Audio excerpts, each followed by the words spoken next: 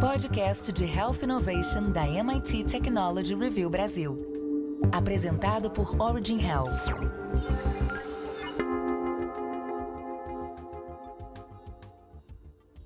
Olá, bem-vindas e bem-vindos ao podcast de Health Innovation da MIT Technology Review Brasil, apresentado pela Origin.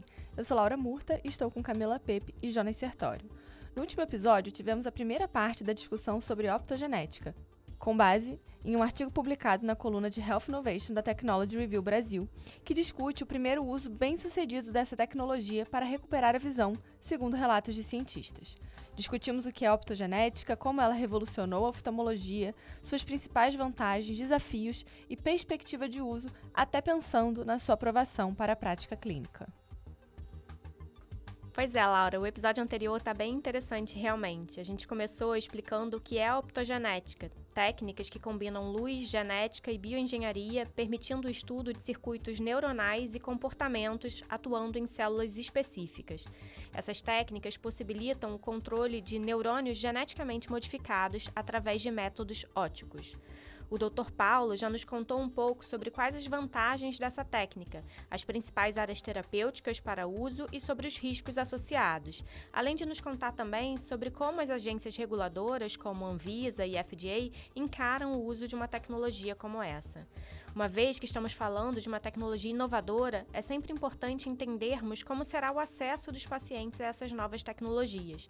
E o Dr. Paulo também abordou como a optogenética revolucionou a oftalmologia e como isso pode impactar os pacientes.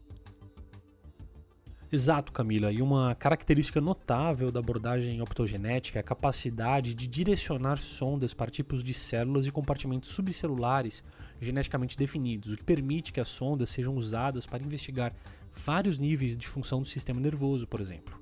Como consequência, a optogenética ela penetrou em todas as áreas da neurociência, desde a exploração das propriedades das sinapses individuais até a investigação de tipos celulares definidos dentro e através dos circuitos neurais, passando pelas imagens de cérebros inteiros e da manipulação de comportamentos complexos. Essas abordagens estão sendo cada vez mais usadas para estudar não apenas os mecanismos básicos da função cerebral, mas também os mecanismos subjacentes aos modelos animais de diversas doenças. O desenvolvimento de inibidores optogenéticos é particularmente notável porque os cientistas anteriormente não tinham a capacidade de conduzir experimentos de perda de função com precisão de milissegundos em circuitos neuronais.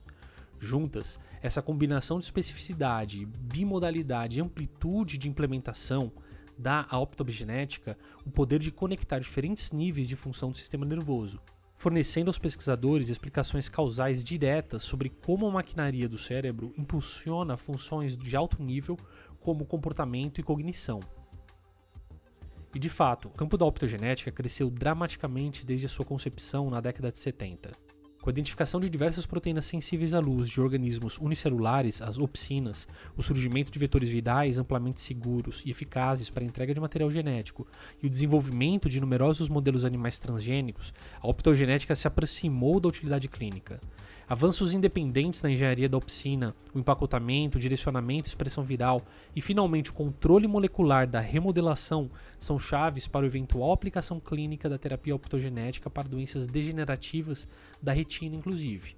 Em última análise, se bem sucedidas, as terapias optogenéticas se apresentarão uma das maiores conquistas da genética, da neurobiologia e também da fotobiologia modernas. Hoje damos sequência nessa discussão com a segunda parte da entrevista do Dr. Paulo Shor, que é médico cirurgião, professor de oftalmologia e diretor de inovação na Unifesp e coordenador da área de pesquisa para inovação da FAPESP. Se você ainda não ouviu o primeiro episódio, corre lá que está imperdível. Faça parte da comunidade MIT Technology Review Brasil e assine nosso conteúdo em mittechreview.com.br/assine. MIT Tech Review/assine. Agora, um outro ponto interessante que o artigo, ele fala que esse termo optogenética, ele foi usado pela primeira vez por um grupo de investigadores em 2005. São quase 20 anos, né? E o artigo aponta poucos relatos de caso. O que a gente avançou de lá para cá, Dr. Paulo? E quais os desafios que você acredita que a gente ainda vai enfrentar até a aplicação da optogenética na prática clínica, né, em termos de desenvolvimento de estudos clínicos maiores, né, mais robustos, um nível de evidência maior. Já existe alguma expectativa? Nós avançamos enormemente, conseguindo fazer a parte laboratorial, a transfecção viral, a expressão da proteína, a estimulação externa com uma fonte de luz bastante potente, com um espectro de luz no amarelo, que aumenta mais ainda a intensidade dessa luz, sem uma toxicidade teórica, porque a gente não fez isso em retinas normais ainda, né? Então, em paciente. Então, esse case, não é à toa que ele foi para Nature, é um marco muito importante. Mas nós temos ainda várias barreiras, e eu vou dizer barreira de entrada, talvez, que passam pelo Catch-22, onde você precisa ter doenças raras que vão ser facilmente escolhidas porque podem ser aprovadas por ser raras e não ter nenhum outro tratamento. E, ao mesmo tempo, essas mesmas doenças são raras, então tem pouco. E tendo pouco, primeiro é difícil achar paciente. Segundo, como é que você escala essa tecnologia para ser custo efetiva? Então, existe esse Catch-22 para doenças que são raras, que limitam muitíssimo a aplicação de qualquer tecnologia. A optogenética não é exceção. Em relação ao olho e retina, aquela primeira parte da complexidade do sistema me assusta um pouco. E principalmente quando a gente não consegue ter especificidade do local da aplicação. Então, injetar uma substância dentro do olho como um todo, o olho é muito grande, para a gente parece pequenininho, mas quem opera acha tudo muito grandão. E você coloca vetores virais dentro do olho, na casa de 3 a menos 10, 3 a 10, um número muito grande de vetores. Para onde eles foram? Eles foram para o lugar que eles tinham que ir? Não sei. Então, o que eu falei de ter alvos mais específicos ajuda, injetar em lugares mais específicos ajuda. A gente tem alguns trials aqui em genética, injetando vetores virais embaixo da região que precisa ser melhorada da retina dos pacientes, então a gente consegue fazer essas injeções mais localizadas, mas tem aí um problema cirúrgico, que para você fazer uma injeção embaixo da retina do paciente, você precisa cortar a retina. Quando você corta, primeiro ela sangra, depois ela descola, e aí depois você precisa colar ela de novo. Então é um procedimento que não é tão tranquilo assim, precisa de novo ter um nível de segurança muito grande. E para fazer isso, como ele é muito inseguro, você vai atrás dos pacientes que não têm mais nada para fazer e são poucos, e sendo poucos não escala. Então, eu vejo aí um enorme problema para que a optogenética ande, assim como os outros tratamentos genéticos também, que não são muito diferentes desses. A gente tem o Luxturna, por exemplo, que foi aprovado aí em 2020 até com uma carta de aprovação da Anvisa, e que ele foi aplicado e pode ser mais aplicado, e a gente não vê isso acontecer muito frequentemente, apesar da Novartis, que é uma Big Pharma, estar por trás disso e ter todo o interesse em vender. Então ela colocou dinheiro no desenvolvimento, na aprovação até nacional desse medicamento, e não estamos fazendo isso de montão. Um dos motivos é que ele é feito para mutações bialélicas no GNRPE65. Quantas pessoas têm isso? Pouquíssimas. Quantas têm um monte de dinheiro para pagar isso? Muito poucas. Como é que você escala isso? Não escala. É fácil fazer cirurgia e é muito efetiva? Não, não é. Então você tem um produto caro, que não resolve tudo, difícil de colocar dentro do olho, todas as barreiras possíveis. É um oceano completamente vermelho de localizações para você investir muito em curto prazo. É um investimento de longo prazo. E você coloca 2005, quando eu tive a primeira vez na MIT, estava começando um movimento dentro do Hopkins, e depois isso foi para a Universidade da Califórnia em Los Angeles. Quem fazia isso era um médico que chamava Eugene Deruan. Ele começou a colocar próteses retinianas nos pacientes e pegava um chipzinho que absorvia luz, transformava esse em sinal elétrico, grudava esse CCD na retina do paciente, fisicamente, pregava isso, colocava luz externa no olho do paciente, através de uma câmera que filmava e depois projetava dentro do olho do paciente, com uma coisa super cibernética e genial, e depois perguntava ao paciente o que ele estava vendo. E ele enxergava coisas. Então, não é que ele percebia coisas. Não é que ele via, mas ele conseguia falar tá ou não tá, tem ou não tem luz. Isso foi em 95. Até hoje isso está parado em vejo 3 luzes ou vejo 2 luzes. E teve muito dinheiro investido. Então, pela complexidade toda, no meu entender, do sistema visual, a gente tem uma barreira que é muito grande para tradução disso no bem-estar das pessoas. Melhorou para aqueles pacientes? Melhorou. Quanto custa? Uma fortuna. Então, a gente acaba indo um pouco mais para o lado de drogas em geral, e a gente tem aqui sim um oceano que tem se desenvolvido muito e que muita gente tem, então vai interessar para as pessoas que estão ouvindo isso, que se chama degeneração macular relacionada à idade, onde existem células que morrem, em pacientes mais idosos isso é mais frequente. A gente começa a ter algumas terapêuticas para as degenerações maculares relacionadas à idade da forma úmida, que formam membranas neovasculares, são neovasos que entram dentro do olho, e a gente aplica anti-VEGF, fator de proliferação antivascular, e esses vasos regridem. Mas é uma aplicação que tem que ser feita mensalmente ou trimestralmente, e ainda não é uma coisa prática para o paciente, mas antes não tinha nada. Mas tem formas de degeneração macular secas, que vêm junto com membranas fibrosas, e essas você não consegue reverter com droga. Mas essa doença é uma doença muito frequente. Então essas terapêuticas estão voando no mundo. Nós começamos, e aí falando um pouquinho de ótica, pelo menos, e de terapia, uma terapia para essas membranas neovasculares, que se chamava PDT, terapia fotodinâmica. E a terapia fotodinâmica é assim, também uma ideia genial. Você injeta um contraste que chama VET-porfirina na veia do paciente. Esse contraste, ele é sensível, ele ilumina, ele esquenta na presença de alguns comprimentos de onda. E aí você olha no fundo do olho do paciente e atira um laser com esse comprimento de onda no fundo do olho do paciente. O paciente só vai ter efeito na área que aparece o contraste, que é a área onde tem neovasos que vazaram.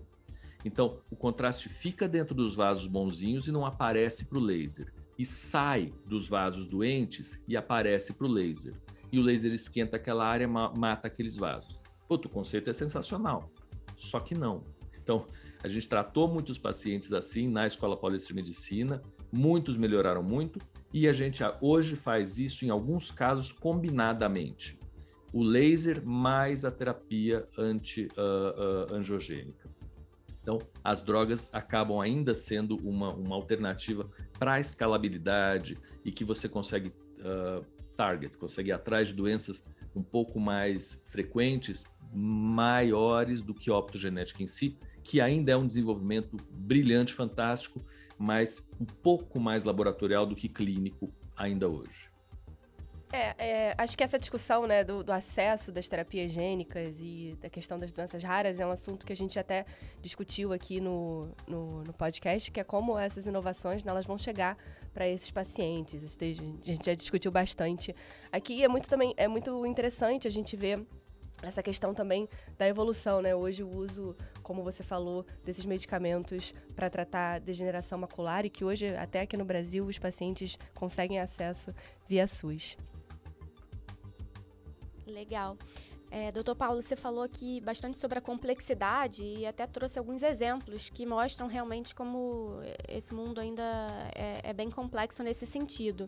E quando eu estava estudando sobre esse tema, até para a gente poder conversar aqui no nosso podcast, eu li sobre a combinação da optogenética com a nanotecnologia, e que isso parece, pelo menos para mim, bastante complexo também. E eu estava vendo que essa combinação ela pode resultar em avanços tecnológicos, como, por exemplo, o caso da pele artificial. E eu queria ouvir de você o que você espera dessa combinação para o futuro, se você consegue compartilhar com a gente alguma experiência nesse sentido, o que você acha que pode ainda vir por aí? Eu acho que é esse tipo de approach que precisa ser trilhado para que a gente efetivamente chegue em alguma coisa que consiga ser entregue, né? Então, nesse sentido, da nanotecnologia é a entrega, é o FedEx, é o DHL. É como é que chega a coisa na casa da gente, que é fundamental, não é à toa que as empresas de logística são os unicórnios, né? Porque a entrega é muito importante. Fazer materiais quase extracorpóreos e depois incorporá-los, isso é ótimo, porque você já pré-molda a coisa com nanotecnologia do jeito que você quer. Então, a gente tem alguns grupos trabalhando com isso, um na própria Escola Paulista de Medicina, da doutora Marimélia Porcionato, que está trabalhando com impressão 3D de células neuronais, que é uma célula muito complicada, porque ela precisa ter toda essa ligação complexa entre elas, precisa estar ativa, ela morre fácil, ela não se reproduz. Então tem várias complexidades aí dos neurônios, ela está conseguindo trabalhar com isso, mas trabalha em laboratório, misturando impressão 3D. Qual é a formatação que ela precisa dessas células? Como elas têm que estar alinhadas? O alinhamento é fundamental. Qual é o ambiente, a rugosidade, a oxigenação daquele sistema extracorpóreo? E uma vez que você tem isso, e isso tudo é nanotecnologia, né? Rearranjado e de um ponto de vista pelo menos biológico funcionando, aí você coloca dentro da pessoa. Então a gente está indo um pouco nessa linha também na retina, fazendo curativos inicialmente, tudo isso é laboratorial, inicialmente fora do olho, usando ou células do próprio olho do paciente, ou células que têm um potencial antigênico muito baixo, como de cordão umbilical, de placenta, de membrana amniótica, e aí monta toda aquela engrenagem, todo aquele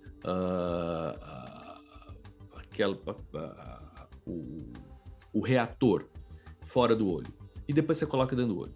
Ou você faz os slow deliveries de drogas, também por nanotecnologia, e depois põe dentro do olho. Naquela terapêutica que eu falei para vocês de DMRI, de degeneração macular, a gente também anda bastante em drogas de liberação lenta feitas por nanotecnologia para depois serem colocadas no lugar correto. Então, essa junção é fundamental. A gente tem como fazer isso do ponto de vista da optogenética. Então tem o gene, faz a proteína, como eu falei, vocês já falaram no artigo, e aí depois você tem como colocar isso na pessoa, no lugar que precisa, na quantidade que precisa, que não saia muito para os lados, que até saia, mas não tem problema, tem que estar lá pelo menos. A gente tem uma outra barreira que é interessante, que a optogenética também ajuda, e no artigo também foi citado, que você eventualmente conseguiria enxergar a ação disso de modo direto usando SLO, que é um laser, um Scanning Laser Optometry. Você vê as moléculas fluorescendo, por isso que eles colocaram moléculas fluorescentes dentro dessa substância do primeiro paper, do paper que vocês citaram. Então nós conseguiríamos eventualmente ver o efeito ao vivo no paciente disso. Então, nesse sentido, tem sim uma combinação muito apetitosa na optogenética primeiro na optogenética, olho, todo o desenvolvimento de física, dos lasers, da biologia, da genética, do laboratório e depois da nanotecnologia. Pele, como você falou, e eu tinha falado no começo também, dando um pouco de spoiler do que você já ia falar, é um local muito exposto. Então, claro, a gente adoraria ter coisas para locais expostos, que veem a luz facilmente e que sejam escaláveis. A pele é altamente escalável porque ele é o maior órgão do corpo humano. Então você tem pele para burro, e você tem doença de pele para burro. E a pele é transparente, isso é uma coisa interessantíssima também. A gente não se dá conta disso, mas a pele só é opaca pela localização que ela tem das camadas e pela camada córnea, pela camada mais basal, que ela é mais opaca. Mas você tem uma grande espessura transparente. Por isso que a gente consegue fazer aquelas dermatoscopias, que são observações da pele com cortes transversais. A gente faz isso na córnea já há muito tempo. O dermatologista um pouco menos, mas consegue ver profundidade da pinta para ver se aquilo tem uma correlação com malignidade. Então, pele é um órgão meio óbvio também para isso acontecer. Dente, tudo isso está exposto, né? Mucosas, e aí vai. Perfeito, Dr. Paulo. A gente queria agradecer a sua participação aqui no podcast, explicar de uma maneira tão clara para a gente, também para os nossos ouvintes, um assunto complexo, né? Essa questão do olho, né, que não é uma fotografia, tem o movimento, tem as cores, tem a definição, foi realmente muito valioso. Muito obrigada, aprendi muito, foi um prazer estar aqui conversando com você. Obrigado a vocês, é um prazer falar com vocês, explicar as coisas. Eu acho que a nossa função, tendo passado e ainda tendo contato com instituições, tecnologias, pessoas, trazer isso para cá. e fazer as pessoas pensarem e continuarem apaixonadas pelo mundo da ciência, que é o que a gente precisa, porque apesar das dificuldades, não tem outro caminho. Então, muito obrigado e parabéns. Para terminar, eu queria convidar você que nos ouve para entrar na nossa comunidade. Vai lá em mittechreview.com.br/cine para saber mais. Semana que vem tem mais e eu espero você. Até lá! Você ouviu o podcast de Health Innovation da MIT Technology Review Brasil, apresentado por Origin Health. A maior publicação de biotecnologia e saúde no mundo, agora no Brasil.